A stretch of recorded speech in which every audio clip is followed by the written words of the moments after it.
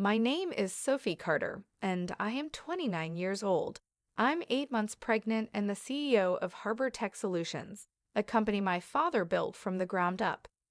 6 months ago, my father passed away unexpectedly, leaving me as the sole heir to his $200 million company.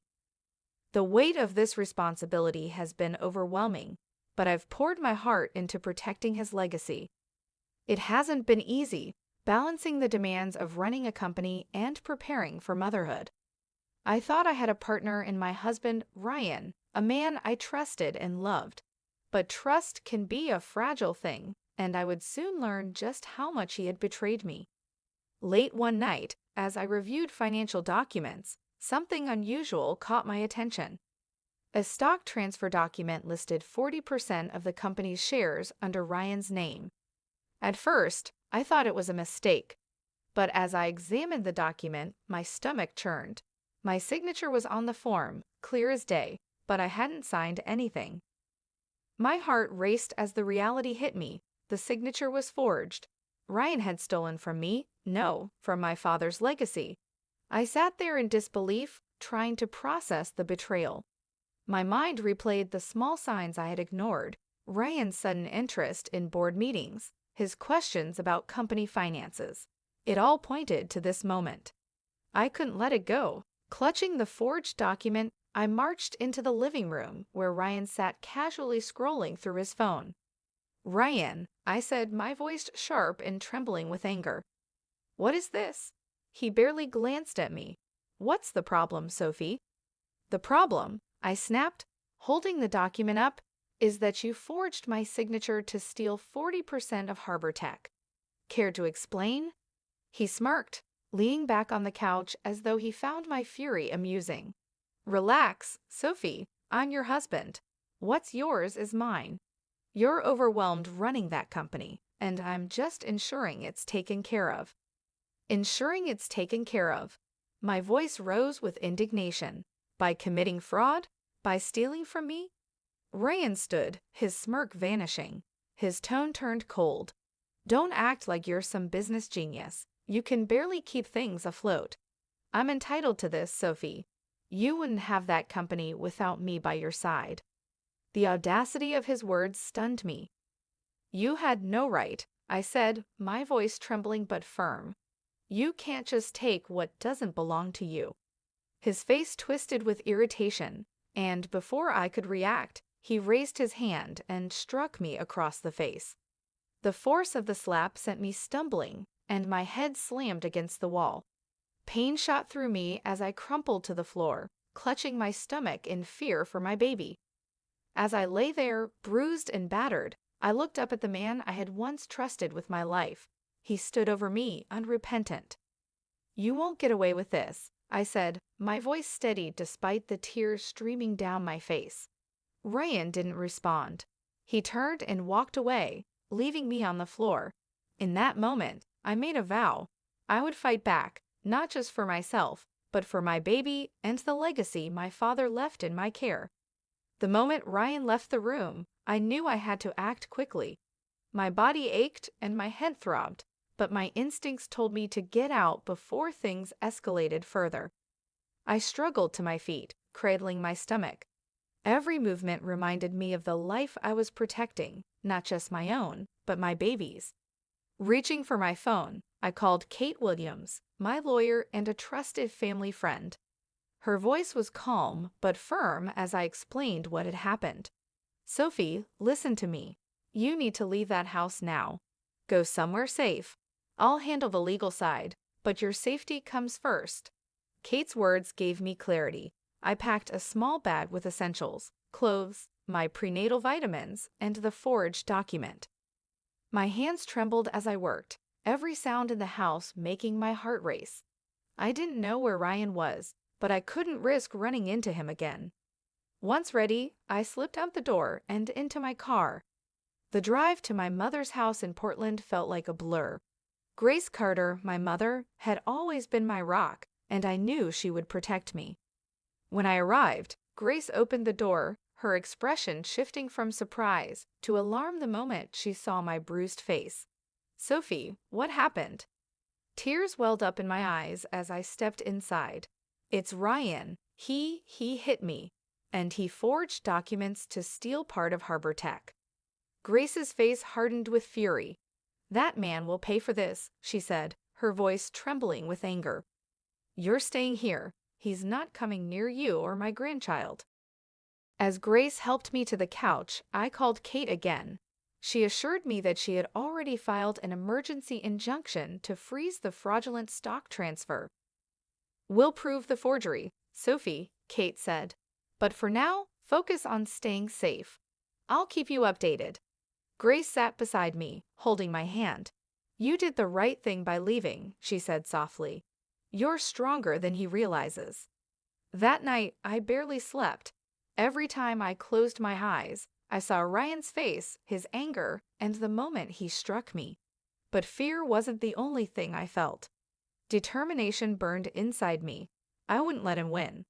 By morning, Kate had more updates. The injunction has been approved, she said over the phone. Ryan can't access the shares or sell them. I'm building a case to expose his forgery. Do you have any additional evidence? I have the original forged document, I replied, and I think there may be emails on his laptop that could help. Kate's voice was steady. Good, we'll get everything we need. Stay with your mother for now. We'll take this one step at a time. As I hung up, I felt a glimmer of hope.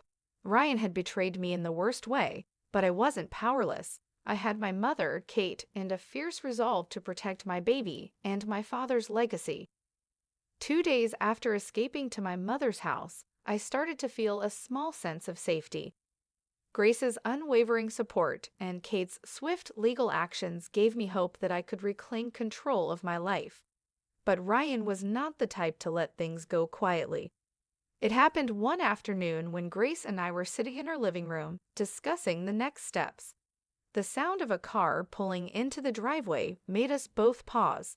I peeked through the curtains and froze. Ryan was here. Sophie, he yelled, his voice booming from outside. You can't hide forever. We need to talk. My heart raced as fear gripped me. Grace stood and grabbed her phone. Stay here, she said firmly. If he tries to come in, I'm calling the police. Ryan didn't wait for an invitation. He stormed up to the front door and started pounding on it. Open up, Sophie. I'm your husband. You can't just run away like this. Grace stepped forward, keeping her voice calm but resolute. Ryan, leave. You're trespassing. If you don't go now, I'm calling the police. You can't keep me from my wife, Ryan shouted, his anger evident. She's carrying my child. I have every right to see her. From behind the door, I spoke, my voice steady despite the fear. Ryan, go home. You're not welcome here. If you want to talk, do it through my lawyer. He kicked the door, his frustration boiling over. You think you can shut me out? This isn't over, Sophie. I'll see you in court, and you'll regret this. Grace raised her phone, showing him she was dialing. I've already called the police, Ryan. Leave before you make things worse. Ryan glared at the door for a moment longer before turning and storming back to his car. As he drove off, I exhaled a breath I hadn't realized I was holding. The tension in the room was suffocating. Are you okay? Grace asked, placing a comforting hand on my shoulder. I nodded, though my hands were still trembling. He won't stop, Mom. He thinks he can scare me into submission. Grace's eyes narrowed. Let him try. He'll find out soon enough that he underestimated you. That evening, Kate called with more good news. The restraining order has been approved, she informed me. Ryan is legally prohibited from contacting you or coming near you. If he violates it, he'll face immediate consequences. Hearing those words gave me a small sense of relief, but I knew Ryan wouldn't back down so easily. His threats hung in the air like a storm cloud, but I was determined to see this through. I wouldn't let fear control me, and I wouldn't let him steal my future. As I hung up the phone, I glanced at my mother. Her strength and resolve mirrored my own. Together, we would face whatever came next. The legal fight against Ryan began in earnest. Kate wasted no time gathering evidence to prove the forgery. I provided her with the fraudulent stock transfer document and detailed the night I discovered it.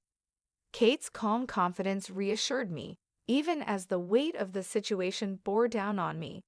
"I'll need access to Ryan's emails," Kate said during one of our calls. "If he discussed this with anyone, we can use it against him in court." I hesitated but nodded. "He usually keeps his laptop at home. I might be able to give you the login details." Kate's strategy was meticulous. She requested testimonies from employees at Harbor Tech who had witnessed Ryan's behavior, including his abrupt appearances at board meetings. Meanwhile, she subpoenaed the notary whose signature appeared on the forged document. The first court hearing arrived faster than I expected. I sat beside Kate in the courtroom, my stomach tight with nerves. Ryan, seated across from me, exuded arrogance, as though he believed he would walk away unscathed. But Kate was prepared. "We have clear evidence that the stock transfer was forged," Kate began, presenting the document to the judge. "The signature claiming to be Mrs. Sophie Carter's does not match verified samples of her handwriting. Furthermore, the notary listed on the document has confirmed that no such transaction took place in their presence." The notary's testimony was damning. She explained that Ryan had pressured her to notarize the document without Sophie present, a clear violation of protocol. Kate followed up by presenting a handwriting expert who confirmed the forgery. Ryan's lawyer attempted to argue that the transfer was legitimate, but the judge was unconvinced. "Based on the evidence presented, I am reversing the stock transfer," the judge declared.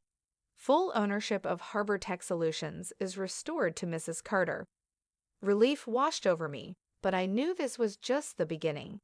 Kate filed additional charges against Ryan, including fraud, corporate espionage, and domestic violence. She worked tirelessly to compile a case so airtight that even Ryan's best efforts couldn't poke holes in it. The second hearing focused on these charges. I took the stand, recounting the night Ryan hit me and the threats he made. My voice wavered at times, but I pushed through, knowing the truth needed to be heard.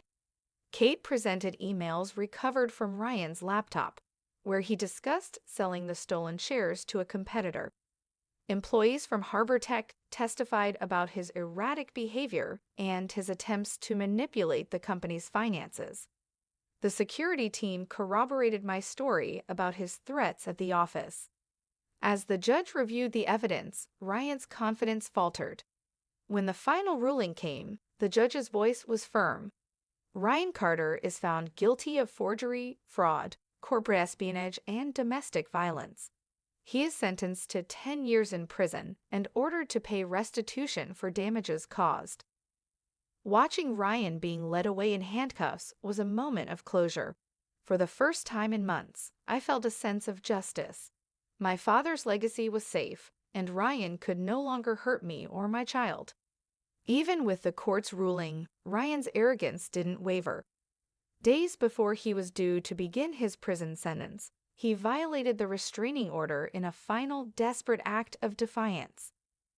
I was in my office at Harbor Tech Solutions, meeting with my team to discuss the future of the company, when I heard a commotion in the lobby. My assistant rushed in, her face pale. "Sophie, Ryan is here. He's causing a scene." My chest tightened, but I forced myself to remain calm.